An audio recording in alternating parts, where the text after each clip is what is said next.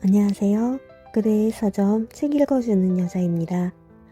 오늘은 황태자비 납치 사건 세 번째 시간입니다. 이제는 다나카 형사의 본격적인 수사가 펼쳐집니다. 바로 시작하겠습니다. 다나카는 첫 신문 상대인 유키코와 마주 앉았다. 이 편지들을 본 적이 있습니까?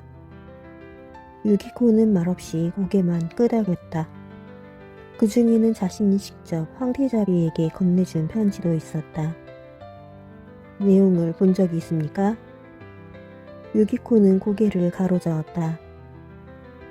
황태자비께서는 이 편지들을 보고 어떤 반응을 보였습니까? 그것은 알 수 없습니다. 개인적인 서신은 혼자서 읽으시니까요. 그러겠군요. 하지만 같은 사람에게서 온 편지를 계속 전해받으실 때의 표정을 보면 그 편지의 내용을 유추할 수 있지 않을까요?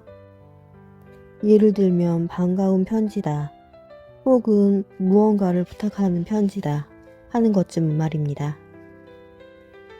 유기코는 이 수사관이 아주 예리한 사람이라는 생각이 들었다.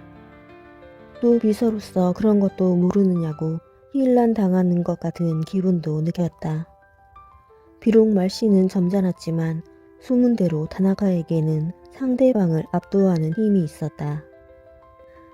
이 여자에게서 온 편지를 받으면 표정이 밝아지셨어요.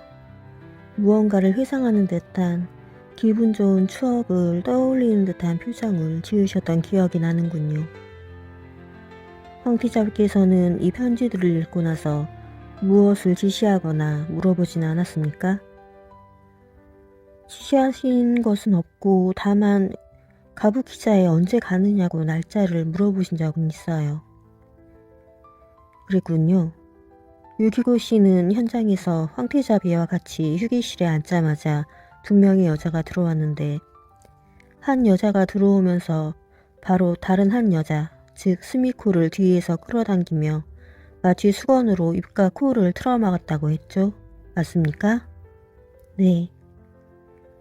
스미코는 바로 쓰러졌나요? 네. 그런데 왜 유키코 씨는 비명을 안 질렀죠?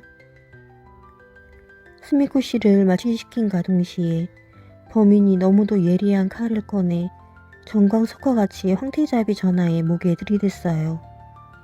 숨소리라도 내면 바로 찔러버릴 기세였어요. 그러니까 그 모든 동작들이 동시에 이루어졌다는 말입니까? 네. 그러니까 범인은 최소한 신체나 정신이 박약한 사람 같지는 않았다는 얘기군요. 오히려 그 반대예요. 너무나 강한 사람에게서 풍겨지는 저항할 수 없는 그런 힘이 느껴졌어요. 알겠습니다. 범인은 그 다음 어떻게 했죠? 준비해온 화장품을 제게 주었어요. 그리고는 자신의 얼굴과 황태자비 전하의 얼굴을 번갈아 가리키며 얼굴을 두드리는 손짓을 했어요. 황태자비 전하를 자신처럼 진하게 화장시키라는 것이었죠. 그대로 했나요? 유기코는 고개를 끄덕였다. 그러고 나서는요? 쓰러진 스미코 씨의 코트를 가리키며 황태자비께 입으라는 손짓을 했어요. 황태자비는 그 코트를 입으셨나요? 제가 입혀드렸어요. 비록 품위는 유지하셨지만 황태자비께서는 두려워하고 계셨어요. 저도 마찬가지였고요. 범인에게서는 이상한 기운이 뻗쳐나왔어요. 화장을 짓게 한 그 얼굴에서는 마치 기교와도 같은 것이 느껴졌죠. 저는 반항을 하기보다는 일단 시간을 끄는 것이 낫다고 생각했어요. 다나카는 고개를 끄덕이며 말했다. 그 다음은요? 범인은 황태자비 전하와 저에게 뒤로 돌아서라고 손짓했어요. 처음에는 약간 망설이다 주춤거리며 뒤로 돌자 범인은 순식간에 마취 수건을 저의 입과 코에 갖다 댔어요. 그 후로 저는 의식을 잃었어요. 경호원들이 깨웠을 때까지요. 다나카는 담배를 빼물었다. 유기코에게도 권했으나 그녀는 말없이 고개를 가로저었다. 다나카는 머릿속을 정리라도 하려는 듯 처음 했던 질문을 반복했다. 처음에 범인이 스미코와 같이 들어왔을 때 두 사람은 서로 아는 사이가던가요? 네, 둘이 팔짱을 끼고 들어왔어요. 스미코가 마취당할 때 저항하진 않았나요? 워낙 신속한 동작이라 스미코 씨는 반항할 틈도 없었어요. 칼도 동시에 꺼냈고요. 네. 자, 유키코 씨. 그때의 상황을 잘 떠올려봐요. 혹시 말입니다. 범인이 남자라는 생각이 들지 않던가요? 유키코는 당황하며 기억을 더듬었다. 범인에게는 확실히 강인하면서도 묘한 느낌이 있었다. 유키코는 화려하게 치장한 그 여자가 자신의 황태자비를 압도하며 내뿜었던 힘을 떠올리며 다나카의 질문과 연관시켜 보았다. 순간 유키코는 온몸에 소름이 끼쳤다. 어쩌면 범인은 남자일지도 모르겠네요. 어째서 그런 느낌이 들죠? 그 귀기 말이에요. 그때 느꼈던 귀기가 아마 제가 그 사람을 여자라고 생각한 데서 나온 것 같아요. 남자가 여자처럼 분장을 한 데서 오는 낯설고 무서운 느낌 말이에요. 그래요, 남자였을지도 몰라요. 범인에게서는 저항할 수 없는 강력한 힘이 느껴졌거든요. 남자의 힘 말이에요. 그런데 이제껏 왜 한 번도 남자라고 의심하지 않았죠? 아마 화려한 치장과 보석에 현혹되어 당연히 여자라고만 생각했을 거예요. 여자들은 감각적으로 그런 데 민감하거든요. 다시 한번 기억을 잘 더듬어 봐요. 범인이 남자라고 생각할 수 있는 다른 특징은 없었나요? 유기코는 한참 생각하더니 말했다.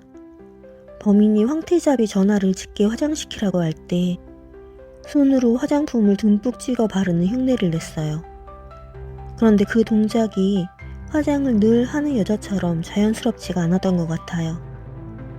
제가 그것이 무슨 뜻인지 곧바로 알아듣지 못하자 서두른 손동작을 몇 번이나 반복했어요. 말로 하면 편하고 정확했을 것을 손으로 거북하게 지시했단 말이죠. 네, 그리고 범인은 단 한 번도 입을 열지 않았어요. 그것은 아마도 얼굴은 여자로 바꿀 수 있었어도 목소리는 불가능했기 때문이 아닐까요?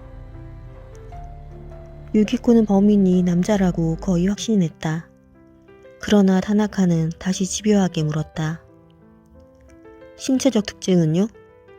혹시 범인의 손이 기억나나요? 남녀의 손은 차이가 분명하잖아요. 그래요. 범인은 손이 무척 컸어요. 확실해요. 남자 손이었어요.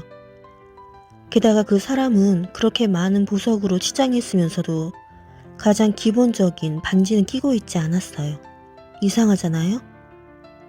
다나카는 비로소 만족스러운 표정으로 고개를 끄덕였다.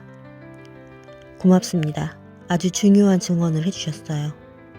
수사에 도움이 될 만한 다른 사실이 떠오르면 내게 바로 연락을 주세요.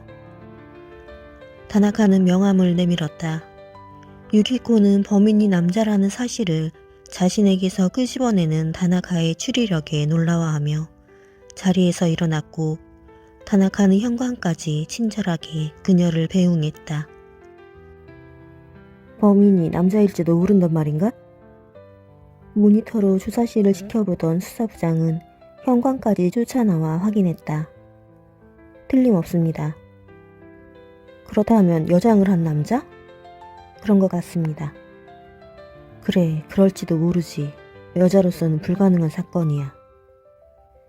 그러니 기자들에게 신속하게 브리핑을 해서 동성애자니 정신이상자니 하는 쓸데없는 추측 보도를 멈추라고 하세요. 그런데 다나카, 자네 자신 있나? 다나카는 말없이 고개만 끄덕였다.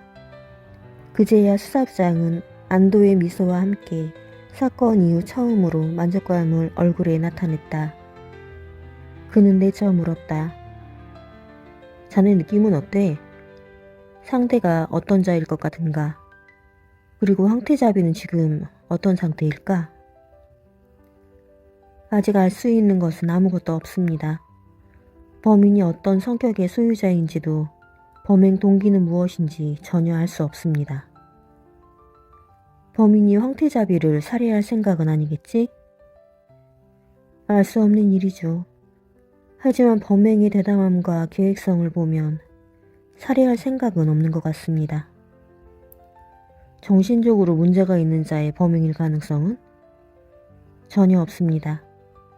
상대는 수행비서와 황태자비를 완벽하게 제압했습니다. 도저히 저항할 엄두도 못 냈을 정도로 강인한 자인 것 같습니다. 수사부장은 신음을 내뱉었다. 그렇다. 수행비서 한 명을 조사하고 알아낼 수 있는 것에는 한계가 있지 않은가. 범인이 남자일 가능성이 있다는 사실을 밝혀낸 것만 해도 지금 상황에서는 오랜 가뭄 끝에 내린 단비였다. 수사부장은 즉각 상부에 이 사실을 보고하고는 언론에 브리핑을 했다. 범인이 여장 남자라고요? 그렇습니다. 범인이 남자라고 생각하는 근거는 무엇입니까? 여자로서는 이런 대담한 범행을 저지를 수 없습니다. 그런 이유로 범인이 남자라고 주장하는 것은 어설프지 않습니까? 수행비서도 범인이 남자일 가능성이 크다는 것을 확인해 주었습니다. 그렇다면 지금까지는 왜 그런 얘기가 한 번도 안 나왔죠? 수사부장은 답변이 궁해졌다. 잠시 머리를 굴리던 그는 아예 솔직히 얘기하는 것이 나겠다고 판단했다. 다나카 경시정이 밝혀낸 사실입니다. 기자들은 고개를 끄덕였다. 다나카 경시정이 더 밝혀낸 것은 없습니까? 아직 없습니다. 하지만 관련자들을 차례로 조사하면 차츰 진실이 밝혀질 것입니다. 밝혀지는 대로 바로 브리핑하겠습니다. 민약하기 짝이 없는 브리핑이었지만 기자들은 핸드폰이나 노트북을 꺼내들고 본사로 송고하기 바빴다. 사건 이후 처음으로 나온 성과물이었기 때문이다. 하지만 브리핑을 마치고 자신의 방으로 돌아온 부장의 심경은 참담했다. 다나카는 범인이 정신 이상자일 가능성이 전혀 없다고 했다. 그렇다면 경찰의 책임을 조금이라도 덜 수 있는 시나리오는 물 건너간 게 아닌가. 수사부장이 은근히 기대했던 시나리오는 황태자비를 흠모하는 정신 이상자가 저지른 범행이라는 것이었다. 그런 자라면 곧 행정이 드러날 터였다. 운이 좋으면 황태자비에게 사랑을 고백한 후 스스로 황태자비를 동궁으로 데리고 올 수도 있을 터였다. 사실 많은 사람들이 이런 시나리오에 기대를 걸고 있었다. 언론에서도 가장 가능성이 크다고 보도했던 시나리오였다. 그러나 다나카의 한마디로 그 시나리오는 날아가 버렸다. 자신의 방으로 다나카를 부른 수사부장은 조바심에 질문을 쏟아냈다. 범인은 지금 어디에 있을까? 어디에 황태자비를 감금하고 있을까? 알 수 없는 일이죠. 전국이 완전 비상검문에 들어갔고 방위청에서도 나서서 군사위성까지 정찰에 투입하고 있는 형편인데 왜 종적을 찾을 수 없는 걸까? 그렇게 해서 잡힐 자가 아닙니다. 신이라 한들 그 좁은 가부키자에서 일국의 황태자비를 납치하려는 계획을 세울 수 있겠습니까? 범인은 상상조차 하기 힘든 불가능한 일을 가능하게 만든 자입니다. 경찰의 검문을 따돌리는 일 따위는 누워서 식은 죽 먹기였을 겁니다. 어쩌면 수백 수천 번의 도상 연습을 했을지도 모르죠. 수사부장은 자기도 모르게 고개를 끄덕였다. 그럴지도 몰라. 가부키 극장 근처의 모든 주차 단속 모니터나 주차 관련 업무에 종사하는 사람들을 상대로 강력한 탐문 조사를 벌였지만 티끌만한 증거도 안 잡히고 있으니 말이야. 어쨌거나 상대가 그 정도의 대담함과 계획성을 가진 놈이라면 아주 불길해. 불길하기 짝이 없는 징조란 말일세. 고마코는 여자로서는 드물게 큰 키였다. 그녀는 처음에는 겁에 질렸지만 한밤중에 수사본부로 연행되어 이틀째 반복된 조사를 받다 보니 짜증이 날 대로 나 있었다. 고마코가 그녀의 이름을 도용한 범인과 아무런 관계가 없다는 사실이 밝혀지자 수사관들의 고압적인 태도는 좀 누그러들었지만 경찰에서는 그녀를 돌려보내지 않았다. 도대체 무슨 얘기를 더 하란 말이에요? 범인이 아무런 단서도 남기지 않은 상황에서 유일한 단서는 당신을 아는 사람일 거라는 사실입니다. 그러니 일단은 당신이 아는 사람 중에 의심 가는 사람이나 이런 일을 저지를 만한 사람을 수사하는 것이 가장 쉽고 빠른 길입니다. 마음을 가라앉히고 한번 생각을 해보세요. 그러나 보험회사에서 사원 교육을 담당하는 고마코로서는 이런 엄청난 짓을 저지를 만한 사람을 전혀 알지 못했다. 직장 동료들도 대부분 지극히 평범한 인물들이었다. 몇 번을 말해야 하는 거예요.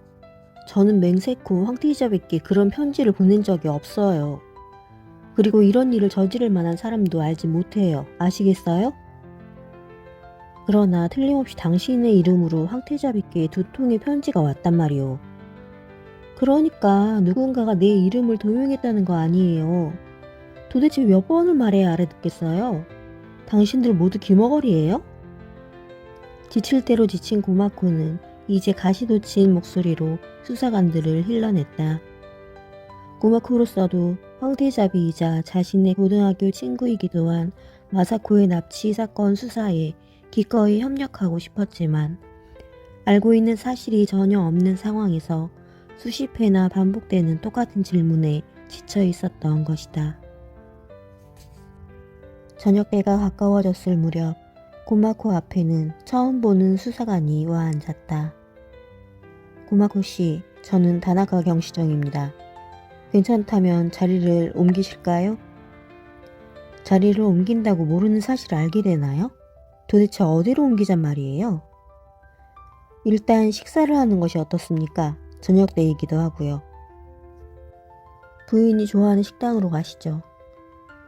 고마코는 순간 무엇보다도 이 지리한 조사실을 떠날 수 있다는 것이 반가웠다. 좋아요. 하지만 제가 좋아하는 식당은 멀리에 있는데요.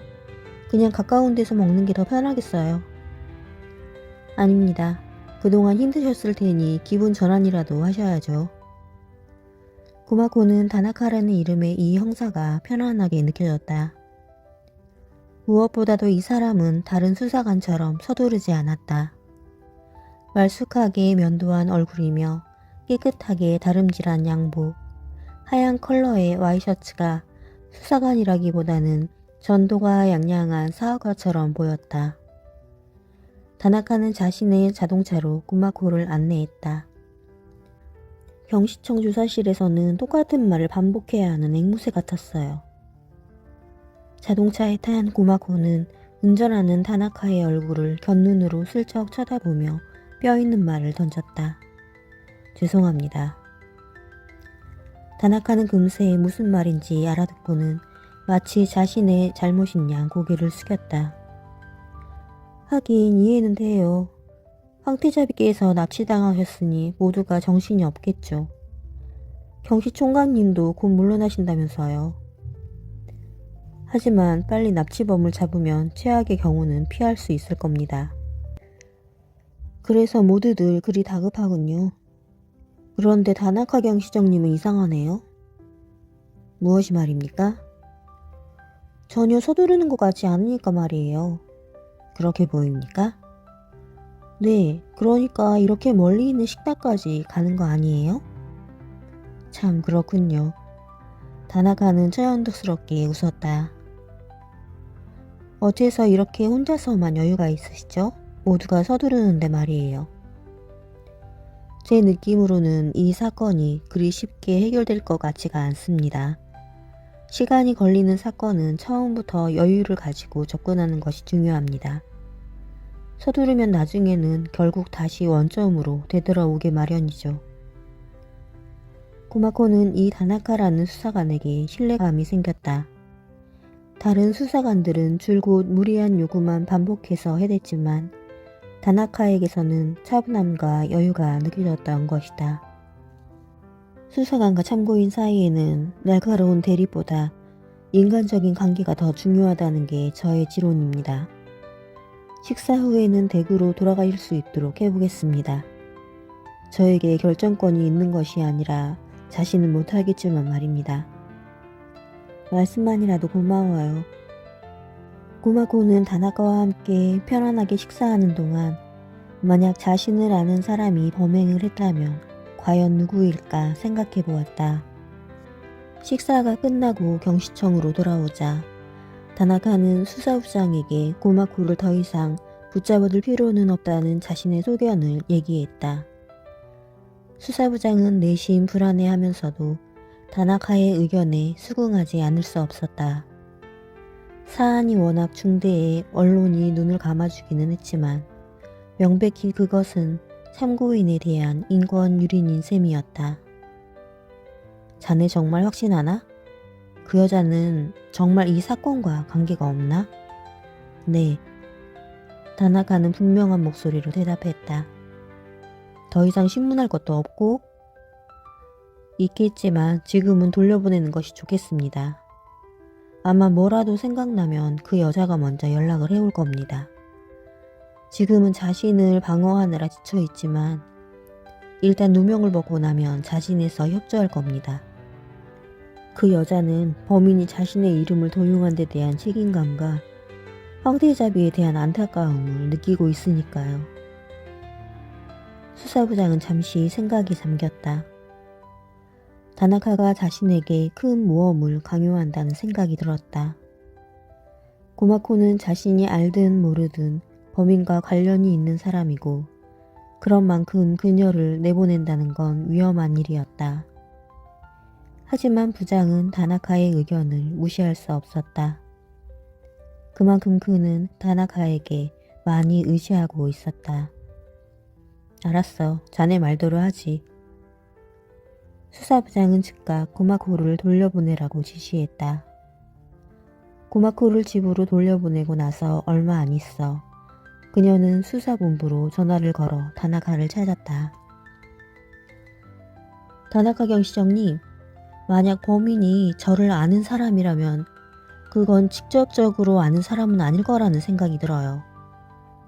그럴 수 있죠.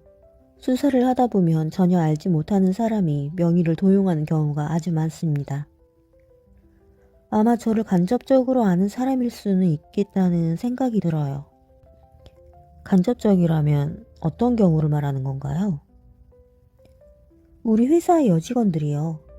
저는 가끔 여직원들에게 황태자비와의 학교 생활이라든지 하는 것들을 얘기해주곤 했거든요. 다나카는 고개를 끄덕였다.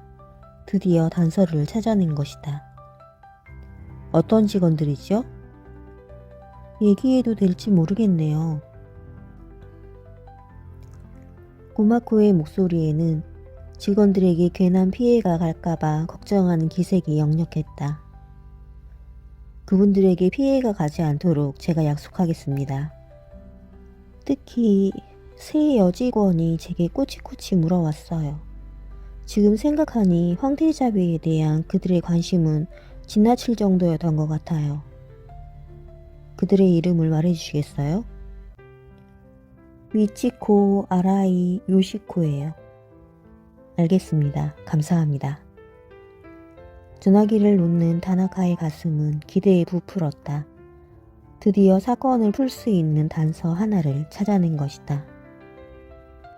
그날 밤 수사부장은 긴급히 수사회의를 소집했다. 다나카 경시정이 고마코로부터 밝혀낸 정보에 의해 고마코가 근무하는 회사의 새 여자가 용의 선상에 떠올랐소. 와타나베 경시정은 이 세 명의 여자를 따로따로 연행하시오. 수사본부로 데려오지 말고 언론에 절대 노출되지 않도록 안가로 데려가시오. 스즈키 경씨는 그들의 남자관계를 비롯한 주변 인물들을 철저히 조사하고 이시다 경씨는 영장을 발부하다 그들의 집을 압수수색하시오. 모든 수사는 은밀히 그리고 신속히 진행하시오. 알겠습니다. 안가로 연행되어 온 3명의 여자는 모두 20대의 미인들이었다. 이상한 일이군. 각각 다른 방에서 조사를 받고 있는 3 여자를 모니터로 훑어본 다나카는 고개를 갸웃했다. 옆에서 다나카의 혼잣말을 듣고 있던 모리 형사 역시 고개를 주걱거렸다. 그러게 말입니다. 3 여자에게 공통점이 있군요. 모두 미인인데다 같은 회사에 다니고 나이도 비슷하며 황태자비에 대해 보통 이상의 관심을 가졌다는 점이 말입니다. 납치범의 윤곽이 대충 드러나는 것 같군. 네? 모리 형사는 자신의 귀를 믿을 수 없었다. 어떤 자인지 알 것 같아. 납치범은 젊은 미남자일 거야. 아마 3 여자를 정신적으로 지배하고 있겠지. 3 여자에게 각각 다른 정보를 요구했을 테고 모리는 고개를 끄덕였다. 그럴 법한 추리였다. 이해가 갑니다. 그런데 각각 다른 정보를 요구했다는 것은 무슨 의미입니까? 납치범은 혹시라도 여자들이 자신을 의심할까봐 알고 싶은 정보를 3등분하여 각각의 여자에게 분담시켰을 거야. 자네 미야자와 사건 기억나나? 여자 셋을 따로 이용하여 표범의 눈이라는 보석을 훔친 희대의 절도 사건 말이야. 납치범은 어쩐지 그 미야자와를 모방한 듯한 느낌이 드는군. 납치범은 아마도 이 3 여자에게서 얻어낸 정보를 조합해서 자신이 원하는 정보를 캐냈을 거야. 수사 결과는 다나카의 예상과 정확하게 일치했다. 3 여자의 남자 관계를 확인해 본 결과 이들 뒤에는 가네이로 요시아키라는 남자가 있었다. 이 남자가 3 여자를 통해 고마코와 황태자베의 관계를 샅샅이 파악해왔음이 틀림없었다. 그러나 더 이상 수사에 진전이 없었다. 3 여자는 아직도 범인에 대해 거의 숭배에 가까운 감정을 가지고 있었다. 수사관들이 황태자비를 납치하기 위해 범인이 의도적으로 접근한 것이라고 설명해도 여자들은 고지듣지 않았다. 어떤 놈인지 몰라도 부럽네요. 저런 미인들을 하나도 아니고 셋이나 거느리고 있으니. 게다가 엄청난 범죄를 저질렀는데도, 아니 자신만이 아니고 다른 2 여자가 더 있는데도 저토록 순종을 포기하지 않으니 말입니다. 어디 내가 한번 설득해보지.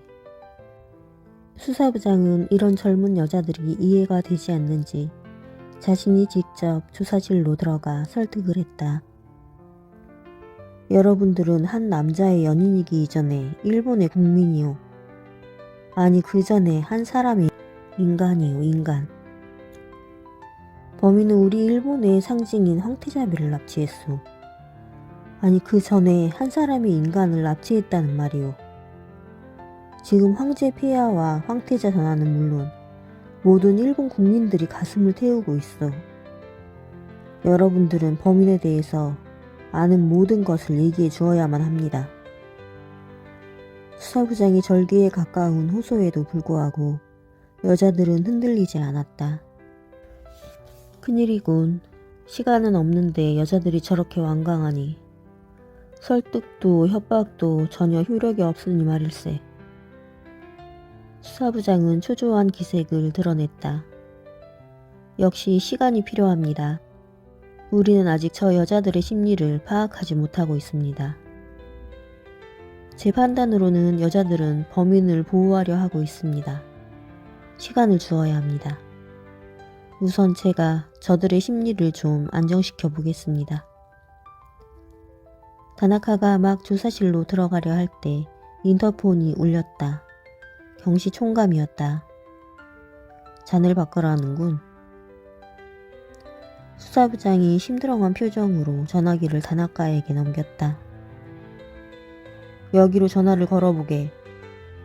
경시 총감은 아무 말 없이 전화번호만 불러줬다. 어딥니까?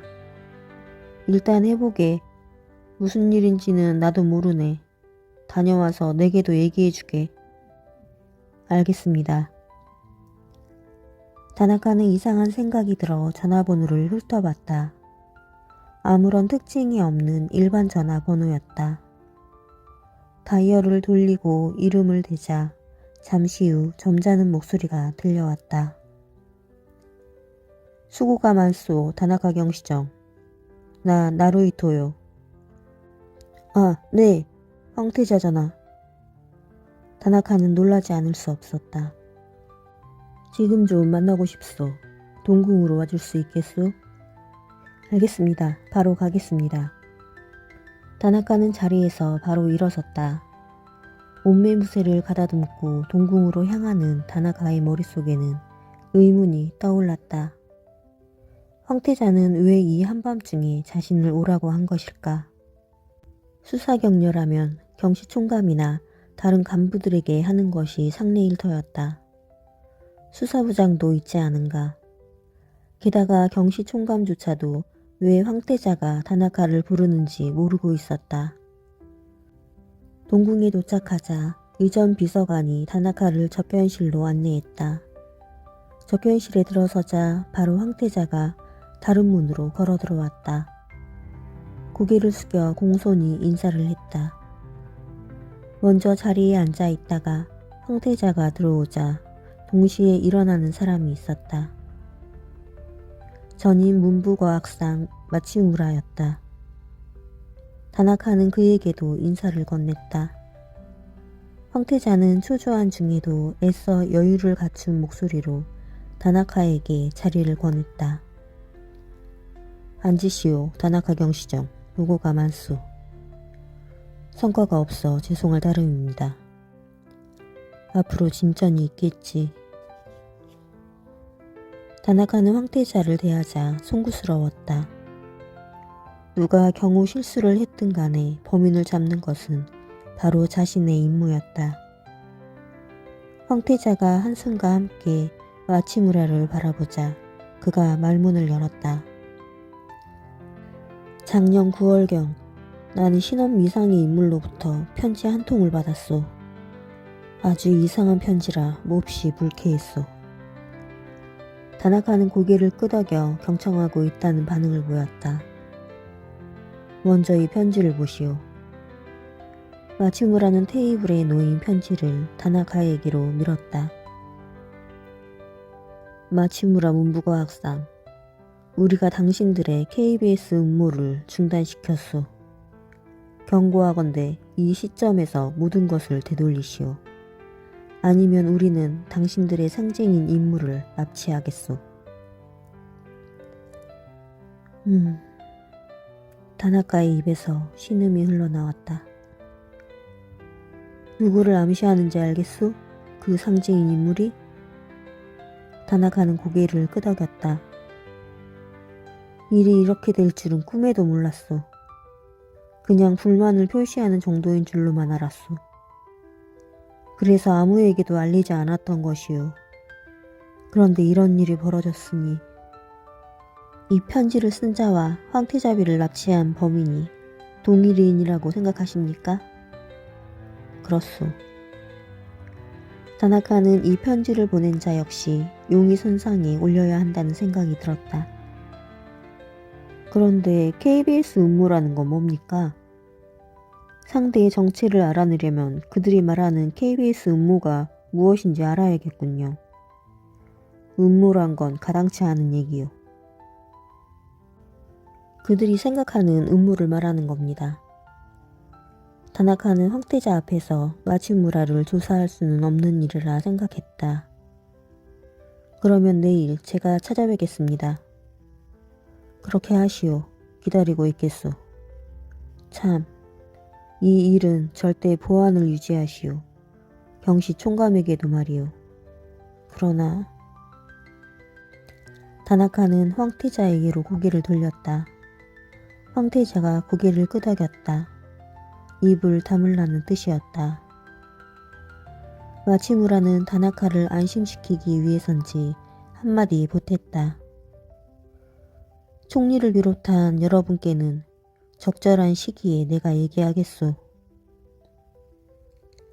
다나카는 두 사람에게 고개를 숙이고 접견실을 나왔다. 강요 임명은 모두 총리에 의해 이루어지는데 강요 중에 이렇게 황실과 직접 접촉하는 사람도 있다는 사실이 놀라웠다. 하지만 얼마 전 말썽이 되었던 모리 전임 총리의 발언을 떠올리자 다나카는 이내 그럴 수도 있겠다는 생각이 들었다. 모리는 대담하게도 언론 앞에서 이렇게 말했던 것이다. 일본은 천황을 중심으로 한 신의 나라다. 오늘 이야기는 여기까지입니다. KBS 음모가 뭘까요? 점점 알 수 없는 이야기가 펼쳐지고 다나카 경시정의 수사는 더욱 깊어져 갑니다. 다음 이야기도 기대해주세요. 감사합니다.